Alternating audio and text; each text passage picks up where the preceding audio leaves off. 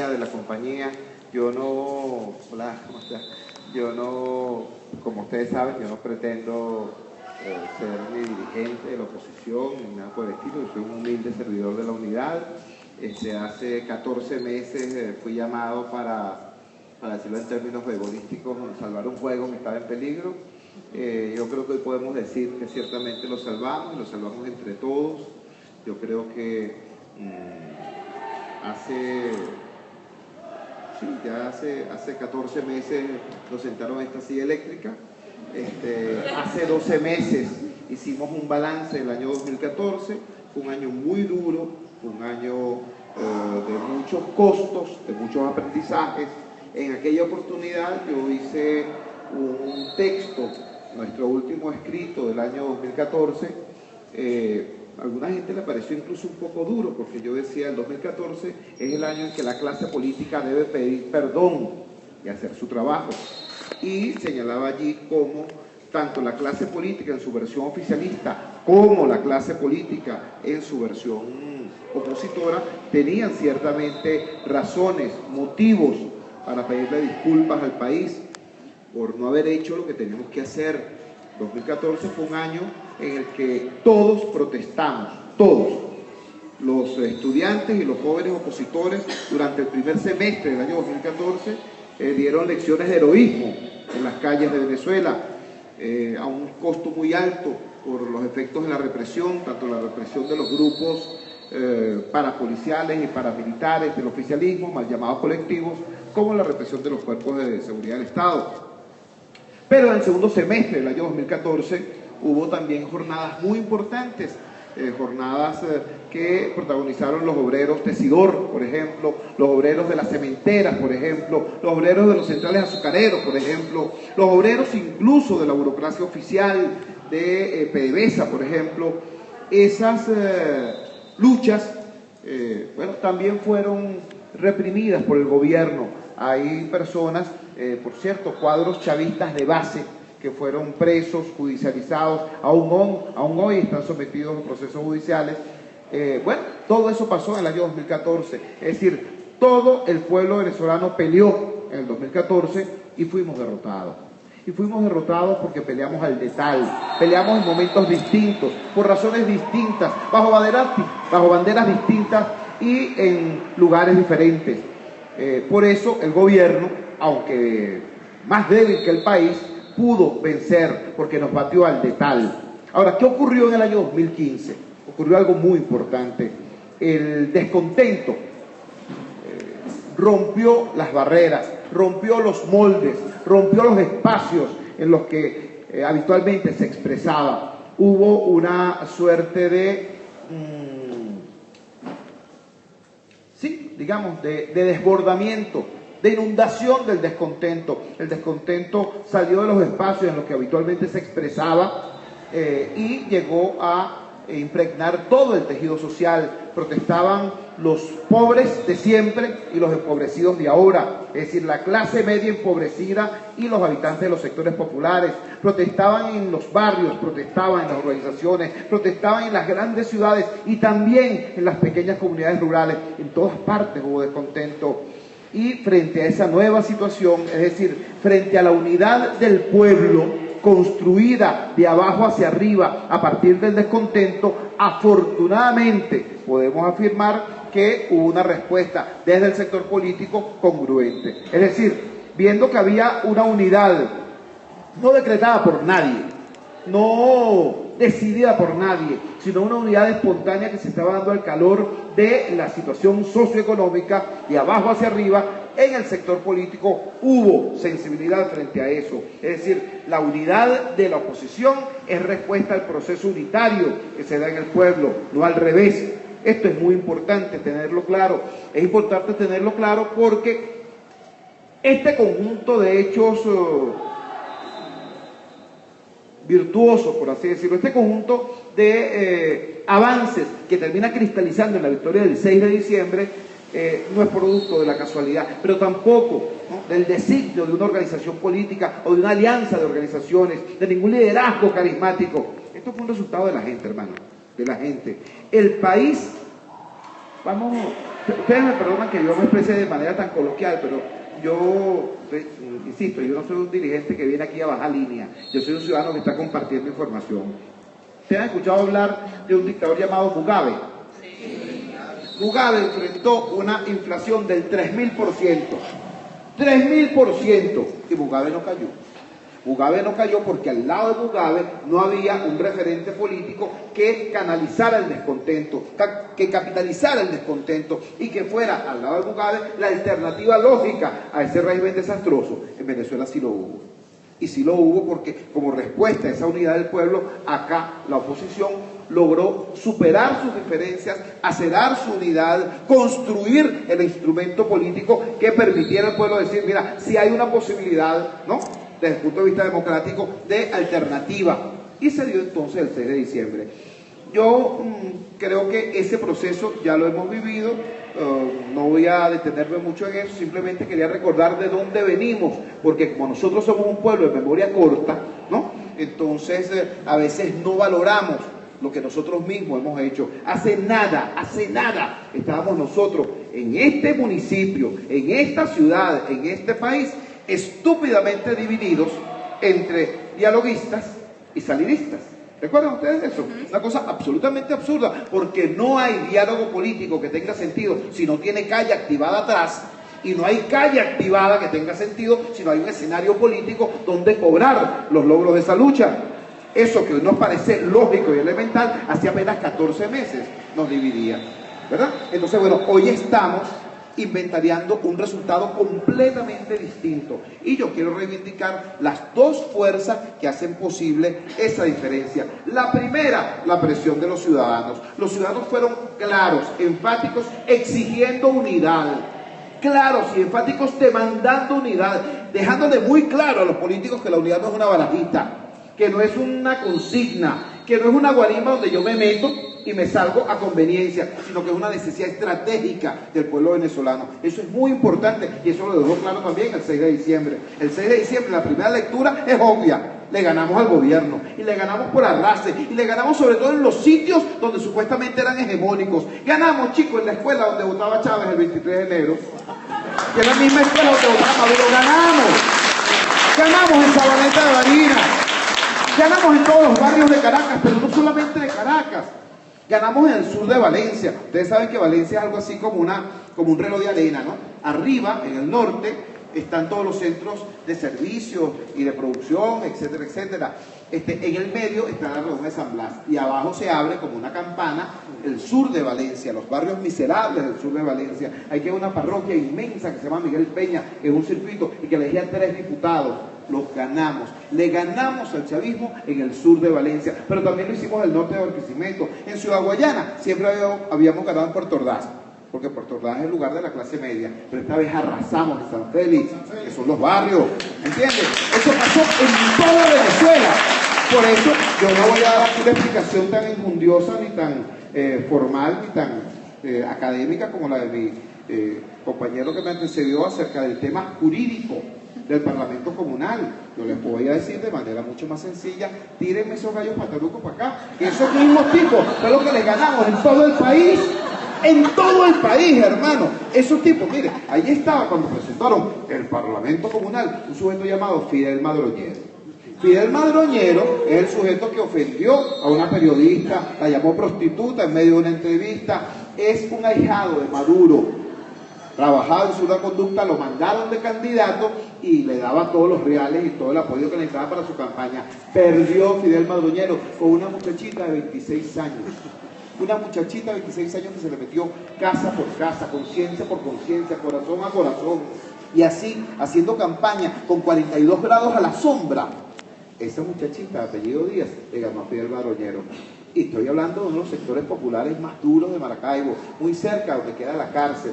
Es decir, esa muchachita tenía que pelear no solamente con el poder del PSUV, tenía que pelear con el poder de los pranes, que desde la cárcel gobernaban esa parte de Maracaibo. Ahí ganamos, y ganamos a punta de vergüenza, a punta de honor, a punta de saber hacer las cosas, a punta de cariño. Entonces, por esto te digo, yo no tengo ningún problema con que me aparezca ni un parlamento comunal, ni un parlamento canino, ni un parlamento gatuno, ni un parlamento galáctico. Yo no tengo ningún problema con eso, porque el único parlamento que reconoce la Constitución de la República Bolivariana de Venezuela es la Asamblea Nacional, y que la Asamblea Nacional tenga pertinencia y vigencia depende efectivamente de cómo nosotros lo asumamos y de cómo nosotros lo ejerzamos y de cómo nosotros lo defendamos. Así de simple, no hay otro secreto. Y allí hay un tema que sobre el cual yo he insistido mucho en los últimos días. Vamos a ser sinceros, tenemos 17 años perdiendo, ¿no? Y aprender a pensar como ganadores no es sencillo. No es sencillo, es un tema de confianza en ti mismo como pueblo, en ti mismo como ciudadano. Entonces, caray, somos demasiado lábiles, somos demasiado frágiles. Hay que entender y asumir que esta lucha, además de ser una lucha con una dimensión política, económica, social, partidista, ideológica, también tiene una dimensión espiritual. Nosotros tenemos que tener la fortaleza espiritual para lo que viene. Entonces, nosotros no podemos andar. Voy a poner otro ejemplo. Hace poco tiempo, ¿ustedes recuerdan aquellas marchas en las que habían unas niñas que salían vestidas de novia y decían, Capriles, cásate conmigo, ¿recuerdan? Bueno, poco tiempo después, esa misma niña andaba diciendo, oye, Capriles, no sé qué cosa, ¿no?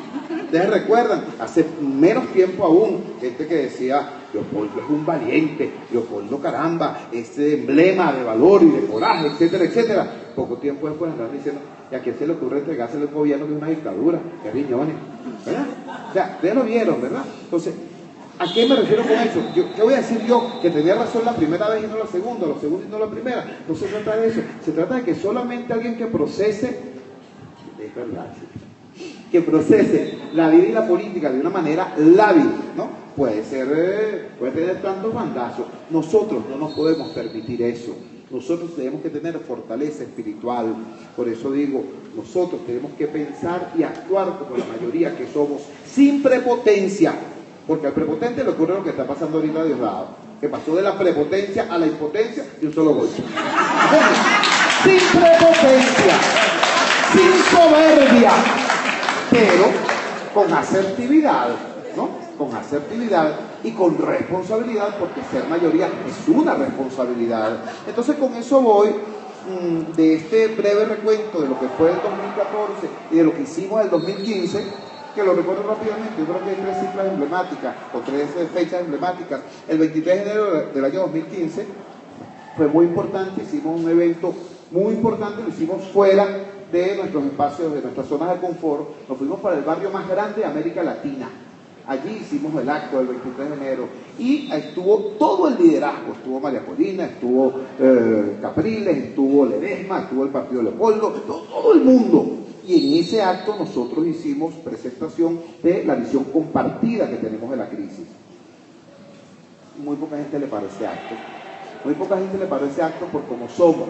O sea, ese acto no fue para hablar mal de nadie, ni salió ningún chisme sensacional, ni se lanzó ninguna candidatura, nada. No, era para presentar una visión compartida de la crisis. En consecuencia, resultó ser un acto que era poco sexy, ¿no? Poco sexy. Pero ese acto fue fundamental. Me explico. ¿Por qué nosotros en el segundo semestre del 2015 pudimos hacer lo que hicimos? Mira, nos pusieron presos un poco de dirigentes, nos inhabilitaron a 10 candidatos en 2 semanas, nos secuestraron a 2 partidos, nos cambiaron las reglas del juego para postular candidatos en pleno proceso, nos hicieron todo eso y la unidad llegaba, ok, hiciste esto, vengo, reajusto, sigo y para adelante. Y la otra agresión, y nuevamente, para adelante. Y la tercera, igualito. Y el gobierno así sorprendido porque decía, caramba, estos tipos no parecen los mismos. Claro, en cualquier momento anterior la oposición se hubiera quedado pegada 6 meses allí discutiendo qué vamos a hacer y a quién nombramos y cómo hacemos y cómo negociamos. Esta vez no. Llegamos, enfrentamos el asunto, reajustamos y seguíamos. ¿Por qué? Porque éramos extraterrestres, porque nos cambiaron. No vale, una razón elemental. Teníamos una visión compartida de la crisis. Al tener una visión compartida de la crisis, y una crisis es una situación en la que pueden emerger escenarios no previstos. Ante escenarios no previstos, tú tienes solamente 3 posibilidades. O te paralizas, o improvisas, o teniendo una visión compartida, articulas protocolos de respuesta previamente consensuados. Eso fue lo que hicimos y por eso en el segundo semestre del 2015 pudimos actuar como actuamos, porque en el primer semestre establecimos una visión compartida de la crisis. Lo segundo que hicimos fue hacer las primarias. ¿Te recuerdan las primarias? Nadie daba una locha por esas primarias. Cuando digo nadie, es nadie. ¿Ustedes vieron algún aviso diciendo quiénes eran los candidatos, o dónde se votaba, o cómo se votaba? Nadie, porque los partidos no confiaban que esas primarias fuera nadie. ¿Por qué? Porque teníamos que utilizar la plataforma tecnológica del CNE, y como cambió la ley, la plataforma tecnológica del CNE nos obligaba a utilizar las captahuellas, y la gente decía, captahuellas es una elección de la oposición, ¿quién se va a retratar para que nos vuelvan a aplicar otra lista de tacón? Ahí no va a ir nadie. Sí, pero resulta que hicimos las primarias, resulta que la hicimos en el doble de los circuitos que la vez pasada, y asistió el doble de la cantidad de gente. Y gracias a esas primarias pudimos construir un nuevo mapa de la oposición venezolana actualizado, y de ese nuevo mapa surgió una realidad. Había, la unidad es una alianza de 30 organizaciones, más o menos, pero de esas primarias quedó claro que algunas organizaciones tienen una cobertura nacional y otras no. Básicamente, Primero Justicia, Voluntad Popular, Acción Democrática, Un Nuevo Tiempo, emergieron como organizaciones que no es que pueden excluir a las demás, pero que tienen la responsabilidad de armar juego para que las demás se incorporen y participen. Es decir, a partir de ese momento, nosotros logramos tener una dirección colectiva y logramos pasar de ser aquella expresión que seguramente ustedes escucharon antes más de una vez, cuando alguien preguntaba, ¿qué es la mesa? Entonces salía mi antecesor, el doctor Ramón Guillermo Velero, que es un gran venezolano, y con su voz elegante decía, la mesa es un espacio de articulación. Carajo, ¿por qué se come eso? Un espacio de articulación, y es verdad, es lo que era, un punto de encuentro. Pero resulta que en esta muy dura lucha que tenemos, nosotros, el país, necesitaba mucho más que un punto de encuentro, necesitaba una dirección política. El campo democrático necesitaba una dirección política, y logramos, gracias a las primarias, tener eso, un nuevo mapa de la oposición que nos permitió construir una nueva dirección política colectiva. Tercero, una estrategia común, fundamental. Entonces tenemos una visión compartida de la crisis, una estrategia común y una dirección colectiva. Así fue que les ganamos. Les ganamos sin una lucha, les ganamos sin medio. Nosotros repartíamos papelitos y ellos repartían taxis, canaimitas, tablets, de todo, una cosa, línea blanca, de todo. Nosotros con los papelitos y sobre todo con el contacto persona a persona, les ganamos. Yo tengo que agradecerle públicamente a Maduro. Claro, porque es que muchos de estos avances los logramos obligados. Ustedes recordarán seguramente que el 24 de septiembre del 2014, la primera declaración que yo hago cuando me siento en esta silla eléctrica fue decir, nos vamos para la calle, y sobre todo para la calle con pueblo, y con pueblo por convencer. Yo lo dije, y eso no se entendió porque éramos presos de una caligrafía de la calle específica. Para nosotros la calle en ese momento era solamente o la marcha o la barricada. Y resulta que ninguna de esas dos versiones de la calle nos servía a nosotros. ¿Entiendes? La marcha porque es una reunión de los ya convencidos. La barricada porque es una acción de vanguardia. Y porque el descontento estaba justamente allí, en la calle con pueblo por convencer, en la calle donde estaba el pueblo oficialista que se sentía huérfano y defraudado. Pero como Maduro nos hizo el favor de sacarnos de los medios, de prohibirnos el acceso a los medios, no tuvimos otro camino, ¿no?, que agarrar la calle, y agarramos exactamente la calle del medio e hicimos lo que tenemos que hacer, y ahí está el resultado. Entonces, después de hecho todo este recuento, hecho con la asertividad del caso, con la humildad del caso, pero también con la asertividad del caso, está la pregunta de los escenarios 2016. Miren, señores, yo en esto quiero ser muy claro. Nosotros nos aproximamos a un 2016 mucho más complicado que el que teníamos hace apenas 2 meses. Ustedes seguramente habrán visto las declaraciones del presidente Cavidea, que dice que los inventarios en materia de alimentos están a punto de acabarse. Y no solamente están a punto de acabarse, sino que no es posible reponerlos. No es posible reponerlos porque todas las cadenas de suministro están interferidas, están truncas, están prácticamente destruidas, y están destruidas porque la producción es intermitente. La producción es intermitente porque el acceso de los productores a divisas para importar materia prima también es intermitente. Entonces tenemos los inventarios destruidos y no hay manera de reponerlos. Lo mismo pasa con los inventarios de medicinas. Según la Federación Farmacéutica, tenemos medicinas para 20 días. 20 días. Es decir, la poquita que hay, la poquita que se encuentra, hay para 20 días. Ya eso es una tragedia. Ya eso es una tragedia. Bueno, resulta que no la oposición, no los economistas de la oposición, no mi panita José Guerra, no. El señor... Explico. En los últimos 15 días pasaron dos cosas muy importantes. Primero, la Reserva Federal Norteamericana acordó la subida de los tipos de interés del dólar, es decir, el costo del dinero. Como ustedes saben, nosotros pasamos 12 años, pero no nosotros, ojalá, el gobierno pasó 12 años en una borrachera de dólares. Se calcula más o menos 1 millón de millones de dólares la cantidad despilfarrada, robada, saqueada. Y al final de la ebriedad, al final de la fiesta, no tenemos ahorros, lo que tenemos es deuda en dólares, en esos dólares que ahora son más caros. ¿Se entiende?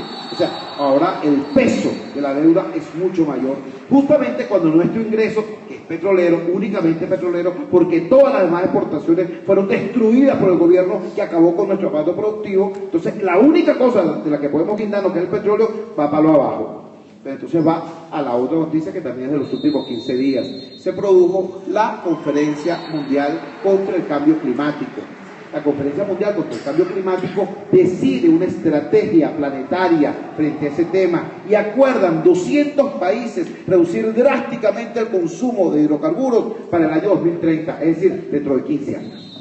Dentro de 15 años. Y no es poesía, no es retórica, no es saludo a la bandera. Además, acuerdan destinar 100.000 millones de dólares para el desarrollo de tecnologías alternativas. Y eso únicamente lo que están pensando destinar a ese propósito los gobiernos, porque las corporaciones están programando destinar a ese mismo objetivo trillones de dólares. Entonces, es una situación muy compleja. Lo que está en juego para el año 2016 no es la estabilidad de un gobierno. Lo que está en juego para el año 2016 es la viabilidad del país, tal y como hoy lo conocemos. Voy a ser bien claro. Todos los que estamos acá, todos, inclusive los de mayor edad, crecimos con el guayabo de aquel titular de la editorial de Uslar Pietri: hay que sembrar el petróleo. Bueno, manito, te informo. Ahora lo podrás sembrar, te lo podrás comer, lo podrás usar champú, podrás hacer lo que te dé la gana.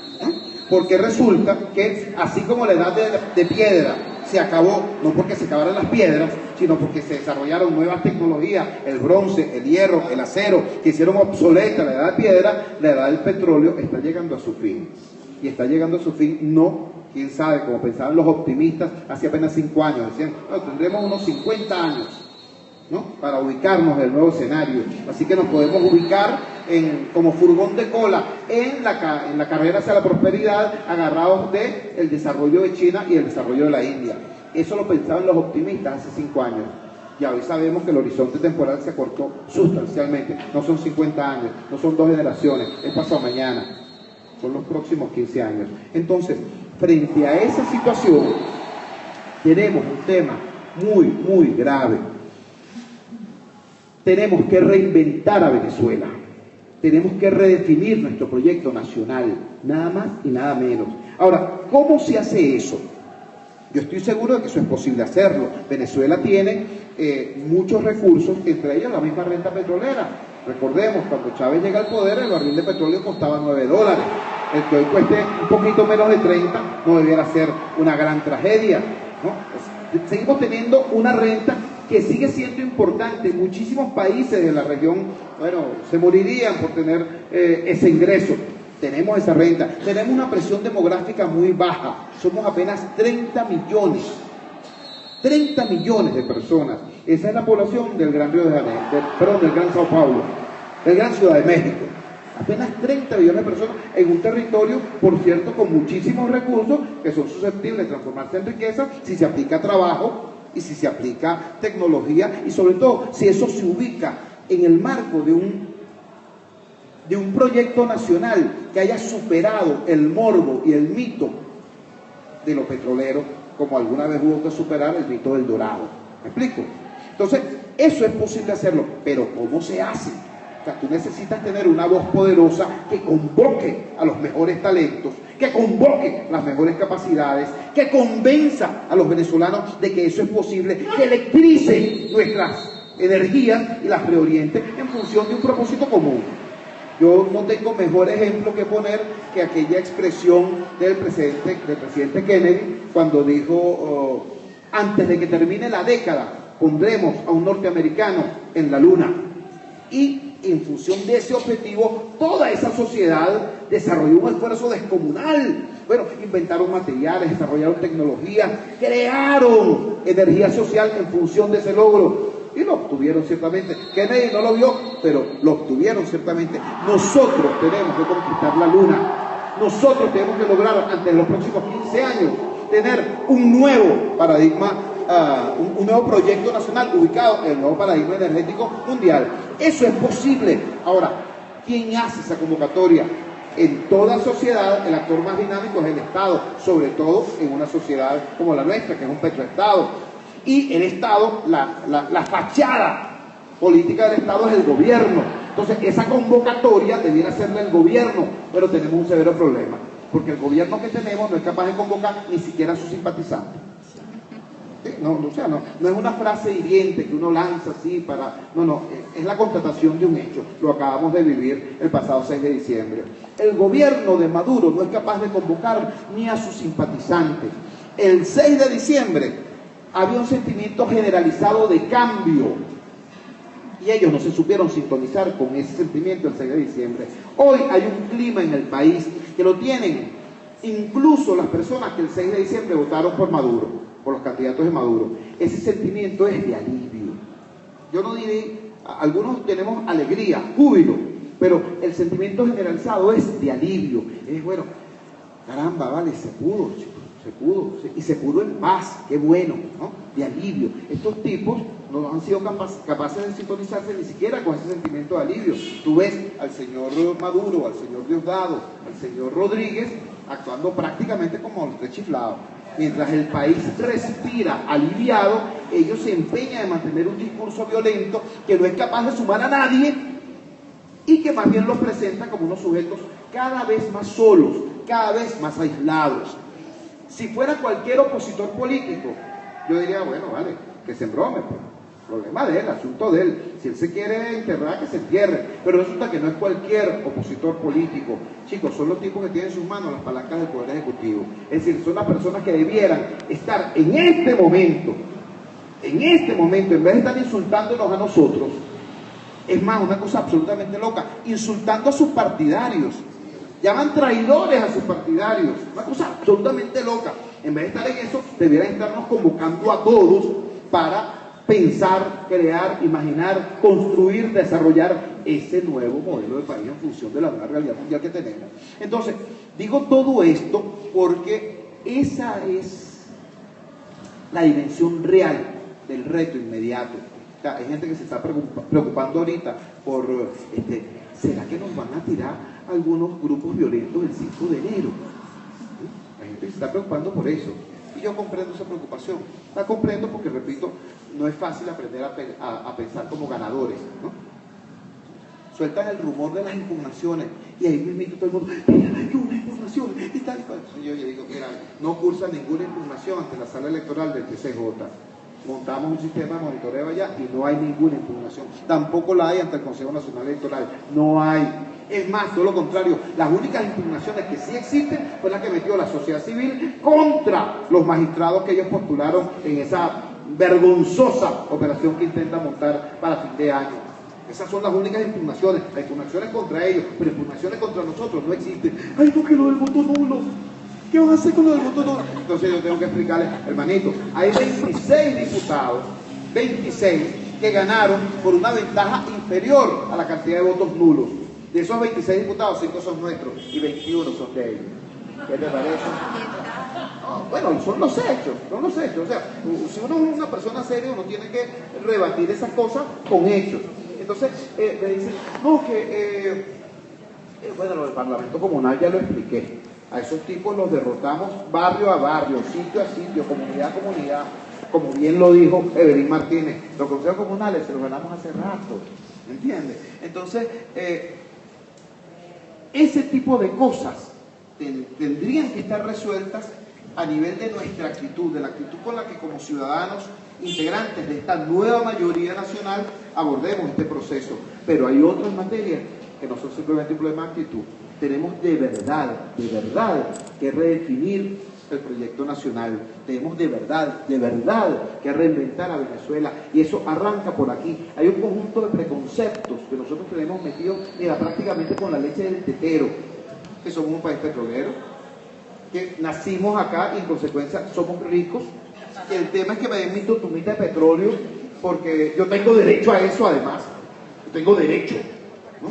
Tengo derecho a la riqueza sin necesidad de trabajar para construirla. O sea, hay un conjunto de cosas que, mira, para mí es una oportunidad, es la posibilidad de replantear todo esto y de convertirnos en una nación que a través del turismo, a través de la industria manufacturera, a través de la investigación, ciencia, tecnología, investigación y desarrollo, mira, genere calidad de vida. Yo creo que eso es perfectamente posible, absolutamente posible, pero eso pasa porque nosotros como ciudadanos nos redefinamos como personas frente al país. Es decir, redefinamos nuestra responsabilidad política. Y ahí hago un inciso, porque ustedes saben que yo, como la mayoría de ustedes, no milito en ninguna organización política, pero una cosa es no ser militante y otra cosa es no ser ciudadano. ¿Okay? El ciudadano, a diferencia del habitante, el ciudadano tiene un compromiso con lo público, es decir, tiene un compromiso con la polis. Asumir a plenitud la dimensión política del ser ciudadano pasa por comprometerse. Nosotros hasta ahora nos hemos comprometido contra el autoritarismo, contra la grosería, contra la represión, contra el intento de montarnos a puro en un proyecto ideológico que no nos gusta, que no nos da la gana. Nos hemos definido y nos hemos comprometido contra. Pero resulta que ahora tenemos una nueva responsabilidad. Tenemos que comprometernos por el proyecto de país que nos parezca virtuoso, nutritivo, factible, posible. Lo hemos dicho. O sea, ¿para dónde va esto? Sí que va para algún lado. Mira, pasa por la definición de una economía libre, abierta, productiva.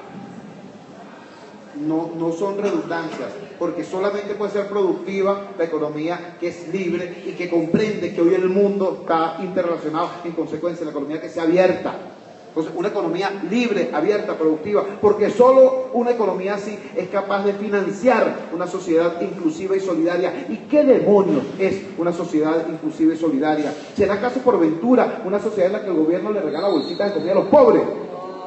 No, más. Es una sociedad donde no haya pobres, porque los pobres, los que alguna vez fueron pobres, tengan la posibilidad de tener acceso a las herramientas de trabajo y de estudio que le permitan convertirse en dueños de sus vidas, lo cual no quiere decir, por cierto, que no haya necesidad de programas sociales. Claro que son necesarios programas sociales. Lo digo, lo advierto, porque a veces uno como ciudadano expresa de ciertas recetas y toda receta es mala. Todo dogma es malo, así como es malo el dogma marxista. Bueno, hay gente que asume una postura radical en otro sentido y te dice, no hay que regalarle el pescado a nadie, hay que enseñarle a pescar. Hermano del alma, hay gente a la que hay que enseñar a pescar, pero hay gente a la que hay que regalar el pescado, y hay gente a la que hay que enseñarle a vender el pescado que ya pescó, pero que no sabe cómo distribuirlo. O sea, hay una gran... Fuera de la academia, fuera de los dogmas de la academia, hay una gran cantidad de necesidades reales, y esas necesidades reales tienen que ser atendidas con esos criterios. Y por cierto, esto que estoy diciendo no lo dijo ningún socialista fiebrado, no, esto lo dijo Lorenzo Mendoza, el empresario más exitoso de ese país. Entonces, digo, una sociedad inclusiva y solidaria es una sociedad donde tú tengas, cómo no, programas sociales, pero programas sociales para sacar de aquel compatriota que esté en situación desesperada, de esa situación desesperada. Yo siempre pongo un ejemplo médico, el ejemplo de la terapia intensiva. Si alguien está a punto de morir, tú por supuesto tienes que meterlo en terapia intensiva para que lo equilibren, restablezcan los valores y el tipo pueda respirar solo. Una vez que está en esa condición, lo tienes que sacar de terapia intensiva para que puedas aplicar el tratamiento ordinario y puedas, andar por sus propios pies. Si lo dejas en terapia intensiva, se muere, porque es un procedimiento excesivamente invasivo. Bueno, lo mismo pasa con los subsidios directos, lo mismo pasa con la asistencia directa. Si tú dejas a alguien demasiado tiempo dependiendo de eso, lo transformas en vago, lo transformas en siervo del Estado, en siervo del gobierno, ¿me entiendes? Entonces, nosotros no queremos eso.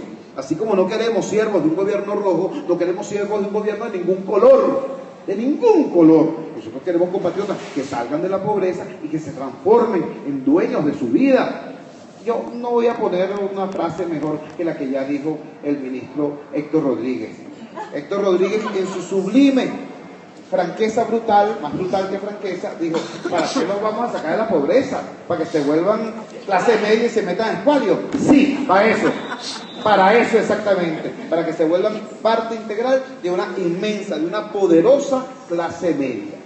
Ese es el propósito de una sociedad realmente inclusiva, realmente solidaria. Ahora, para que eso sea posible, tiene que ser en el marco de una democracia eficiente y transparente. ¿Por qué? Mira, por una razón elemental, la acabamos de vivir. Si no hay una democracia eficiente, transparente y con instituciones que funcionen, con poderes que se regulen mutuamente, los tipos roban, ¿vale?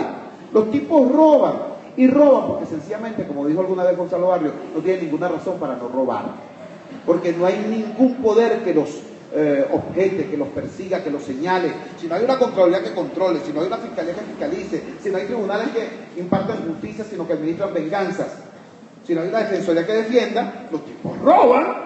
Entonces tiene que haber una democracia transparente de instituciones con pueblo, para que eso no ocurra, para que nadie robe, para que nadie abuse del poder. Entonces, ese es el proyecto nacional, una democracia libre, abierta, productiva, capaz de financiar una sociedad inclusiva, solidaria, en el marco de una democracia funcional, eficiente. Ese es el proyecto nacional, pero ahora todo este proyecto nacional no puede seguir contando con que tienes una única palanca, la palanca petrolera. Tienes que, la única palanca que tienes eres tú mismo, la sociedad, el talento, la inversión en educación. En estos días a mí me entrevistaron unos periodistas de Corea del Sur, por cierto, fascinante ese idioma. Me preguntaba una cosa y yo le decía: sí, el color es rojo. Entonces el tipo pasaba media hora traduciendo. Impresionante, ¿no? Pero muy musical, muy bonito. Pero a mí lo que más me impresionaba de la entrevista con los amigos es tener que reconocer, ¿sabes? El hijo de la señora Marina es profesor de Historia y Geografía, pues así fue como yo conocí esta belleza acá. Yo fui su profesor. Caramba, y hace nada, hace 40 años, Venezuela tenía un Producto Interno Bruto que triplicaba el de Corea del Sur, triplicaba. O sea, Corea del Sur era, wow, ¿qué te digo, pues? Sí, era un esterero, una cosa que daba lástima aquello. Y hoy, ¿no? Nuestros carros, nuestros teléfonos, o sea, casi todo lo que usamos, ¿no? Viene de allá, ¿me entiendes? ¿Por qué? Porque los tipos no tienen petróleo, no tienen diamantes, no tienen oro, pero tienen muchos coreanos. Hicieron una inversión fenomenal precisamente en la gente, en educación, ¿ves? Entonces, y educación de calidad, Entonces, sin decir que nosotros tenemos que copiarnos a nadie, nosotros tenemos sí que quitarnos las gringolas ideológicas, no solamente en relación al mito petrolero, sino en relación a todas las etiquetas. Les acabo de hablar de la etiqueta liberal. Hay gente que dice que no le pueden dar el pescado a la gente, tienen que enseñar el pescado. Bueno, ya va, hay que ver todas las realidades. Les confieso una cosa que a mí me pasó cuando yo tenía como 14 años, una discusión con unos señores, y de repente el señor me está escuchando, el mayor del grupo, me ve con cara de asco y con un rito de verdad de desagrado en la cara, dice: tú eres ecléctico. Pero así, de verdad, no, es que lo dijo con asco, ecléctico. Y yo dije: wow, Vaina horrible. Entonces salí corriendo, por supuesto, con la agilidad de mis 14 años, a buscar un diccionario de filosofía. Y me encuentro con una definición que más o menos decía lo siguiente: escuela filosófica que toma lo mejor de distintas escuelas, lo mejor de distintas disciplinas para construir respuestas a situaciones concretas. Entonces yo dije, ¡epa! Yo soy ecléctico. ¡Wow! Yo no quiero venderle esa etiqueta a nadie, porque yo no estoy vendiendo etiquetas. Lo que sí estoy diciendo, lo que sí subrayo, es que nadie se da cuenta que está haciendo la historia en el momento en que la está viviendo. Los tipos que le cayeron a mandarriazos al muro de Berlín no estaban diciendo, estoy haciendo historia. No, le estaban cayendo carajazos a aquella pared porque en el entorno de esa pared habían muerto sus familiares. Era un tema de dolor, de rabia. Nadie sabe que está haciendo historia en el momento que la está viviendo. Bueno, señores, les informo, nosotros estamos haciendo historia. No solamente porque derrotamos democráticamente un gobierno que no lo es, no solamente porque derrotamos pacíficamente a un grupo de malandros violentos, no. Eso que nos parece en este momento, wow, es heroico, y sí, por cierto, es heroico. Eso es apenas la puntica del iceberg de lo que nos viene encima. Nosotros vamos a tener la responsabilidad como ciudadanos de construir, de redefinir a Venezuela como proyecto nacional y transformarlo en un país viable, en un país vivible, en un país con alta calidad de vida, porque eso en definitiva es lo que nos une a todos. ¿Por qué no nos hemos ido los que estamos acá de este país? ¿Porque nos gusta vivir mal? No, mano. A nosotros nos encanta vivir en un país del primer mundo, pero no en cualquier país del primer mundo, sino en una Venezuela del primer mundo. De eso se trata. Ese es nuestro reto y eso es lo que vamos a lograr. Muchísimas gracias. Buenas noches.